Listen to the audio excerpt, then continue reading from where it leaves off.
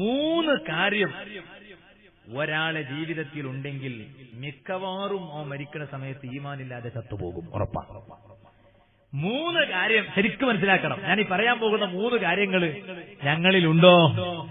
മിക്കവാറും ഫൽ അഗ്ലബു അയ്യമൂത കാഫിറാ, അവൻ അവിശ്വാസിയായി അവൻ ചത്തുപോകും എന്ന് സയ്യിദുനാ ഇമാമുൽ അഅ്ലം അബൂ ഹനീഫ റളിയല്ലാഹു അൻഹു. ഏതാണത്?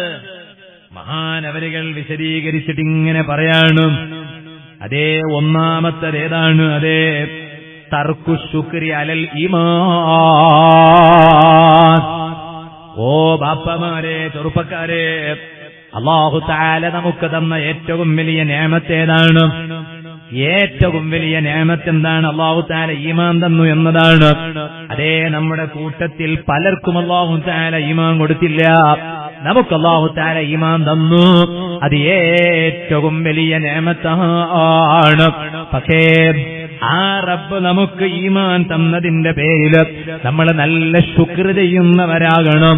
കയ്യും കണക്കുമില്ലാതെ നന്ദി രേഖപ്പെടുത്തണം. ഇമാമുൽ അഅ്ലം അബൂ ഹനീഫ തങ്ങൾ പറയാണ്, അതേസമയം ഒരാൾക്ക് ഈമാൻ കിട്ടിയതിന്റെ പേരിൽ നന്ദി രേഖപ്പെടുത്തിയ ആളല്ലയോ ശുക്ർ ചെയ്യുന്നത് ഉപേക്ഷിച്ചയാളാണോ?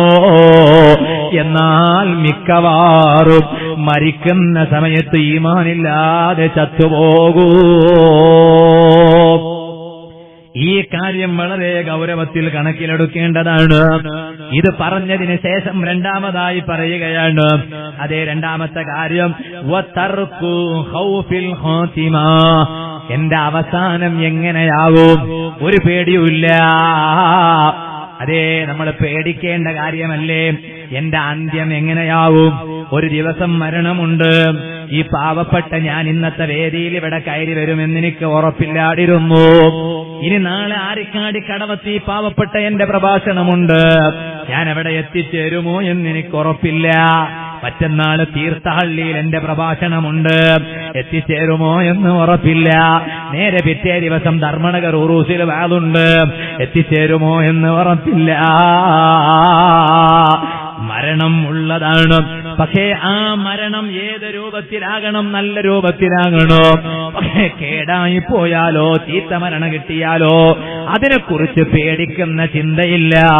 ആ പേടിയില്ലയോ എന്ന മിക്കവാറും ഈമാനില്ലാതെ ചത്തുപോകാൻ കാരണമാകും കേട്ടോ. ഈ രണ്ട് കാര്യങ്ങൾ പറഞ്ഞതിന് ശേഷം ഇമാമുൽ അഅ്ലം അബൂ ഹനീഫ റളിയല്ലാഹു അൻഹു പറയുകയാണ്, വദുൽമുൽ ഇബാദ്.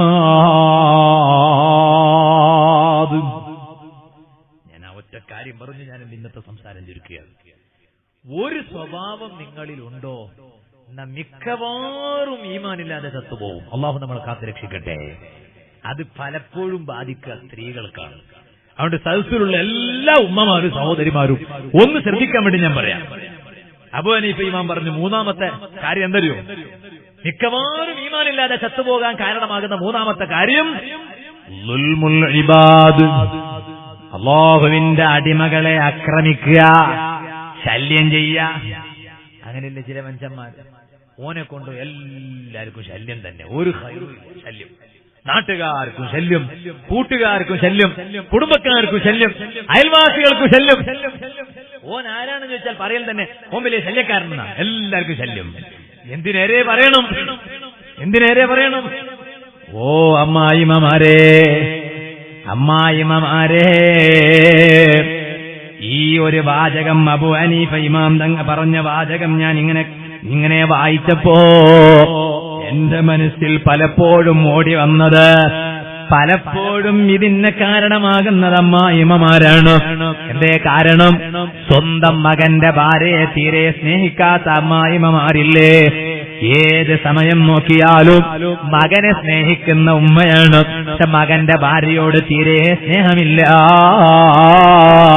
അതിന് ചിലപ്പോ അമ്മായിമാര് പറയും അത് അവളുടെ സ്വഭാവം അങ്ങനെ ആയതുകൊണ്ടാണ്. ഓ ഉമ്മമാരെ, നിങ്ങളെ മകൻ തെറ്റായി പോയാൽ, നിങ്ങളെ മകന്റെ സ്വഭാവം മോശമായി പോയാൽ ആ മകനെ ഉപദേശിച്ച് നിങ്ങൾ നന്നാക്കൂലേ ഉമ്മമാരെ? എന്നാൽ ആ മകന്റെ ഭാര്യയല്ലേ നിങ്ങളെ മരുമക്കള്. ആ മരുമക്കളെ സ്വഭാവം മോശമായാൽ അവരെ ഉപദേശിച്ച് നന്നാക്കിയെടുക്കേണ്ട ബാധ്യത അമ്മായിമ്മമാരായ നിങ്ങൾക്കല്ലേ. അതിന് പകരം നിങ്ങളെ മരുമക്കളെ നിങ്ങളെ മനസ്സ് വേദനിപ്പിച്ചു പലതും പറഞ്ഞു. ഇവരും ഒന്നും കൊണ്ടുവന്നിട്ടില്ല. ഒന്നും പറയാനുണ്ടെങ്കിൽ അത് അവനെ പറയാനുണ്ടാവുക. ഒന്നും കൊണ്ടുവന്നിട്ടില്ല. ഇങ്ങനെ പലതും പറഞ്ഞ് അവരെ മനസ്സ് വേദനിപ്പിച്ച് അവരെ ശല്യം ചെയ്യുന്നത് ഏറ്റവും വലിയ അപകടമല്ലേ. സുബ്ഹാനല്ലാഹ്. പാവം ആ പെണ്ണിന് അവളെ വീടല്ലല്ലോ സ്വന്തം വീട്. അവളെ വീട് നിങ്ങളെ വീടാണല്ലോ. അവൾക്ക് സമാധാനം കിട്ടേണ്ടുന്നതും നിങ്ങളെ വീടാണല്ലോ. ആ സമാധാനം നിങ്ങളെ വീട്ടിൽ നിന്ന് കിട്ടാത്ത പക്ഷം അവളെ സ്വന്തം വീട്ടിലേക്ക് അവൾ പോയാലും അവൾക്ക് സമാധാനം കിട്ടുമോ? അതുകൊണ്ട് ഒരിക്കലും മരുമക്കളെ ആക്രമിച്ചുകൂടാ. ഇതുപോലെ ചില മരുമക്കളുണ്ട്. ഞാൻ രണ്ട് ഭാഗവും കൂടി പറയാണ്, ഏതെങ്കിലും ഒരു ഭാഗം മാത്രമല്ല. ചില മരുമക്കളുമുണ്ട് അമ്മായിമ്മമാരെ വല്ലാതെ ശല്യം ചെയ്യണം. ഭർത്താവ് വീട്ടിലേക്ക് വന്നാലോ കാര്യമായും പറഞ്ഞു കൊടുക്കുന്ന പരാതി കെൽത്തി അങ്ങനെ കെൽത്തി ഇങ്ങനെയാന്ന് പറഞ്ഞു. കെൽത്തി എന്ന് പറഞ്ഞ് കളവീന്നാ പറയാ. ആരെ കുറിച്ച്? അമ്മായിമാനെ ഉമ്മാന്നല്ല പറയാ. ഈ പെണ്ണ് പറയുന്നത് കളവീന, കെൽത്തി എന്ന് പറയും. സുബ്ഹാന ജല്ല ജലാൽ. ഇതുപോലെ അമ്മായിമാന്റെ മനസ്സ് വേദനിപ്പിക്കുന്ന മരുമക്കൾ ദുൽമാണത്, അക്രമമാണ്, ഒരിക്കലും പാടില്ല. അതുകൊണ്ടാണ് അബൂ ഹനീഫ ഇമാം പറഞ്ഞത് വദുൽമുൽ ഇബാദ്. അതേ അടിമകളെ ആക്രമിക്കുന്ന സ്വഭാവമുണ്ടോ? അയൽവാസികളെ ആക്രമിക്കരുത്, കുടുംബത്തിൽപ്പെട്ടവരെ ആക്രമിക്കരുത്, ഒരാളെയും ആക്രമിക്കരുത്, നാട്ടുകാരെ ആക്രമിക്കരുത്, ശല്യം ചെയ്യരുത്. അല്ലാഹുവിന്റെ അടിമകളെ ശല്യം ചെയ്തവനാണോ മിക്കവാറും ഫൽ അഗ്ലബു. ഈ മൂന്ന് സ്വഭാവം ഒരുത്തനിൽ ഉണ്ടായാൽ ഫൽ അഗ്ലബു അൻ യഖ്റുജ മിനദ് ദുനിയാ കാഫിറാ. ദുനിയാവിൽ നിന്ന് യാത്ര പറയുന്ന സമയത്ത് ഈമാനില്ലാതെ ചത്തുപോകും കേട്ടോ.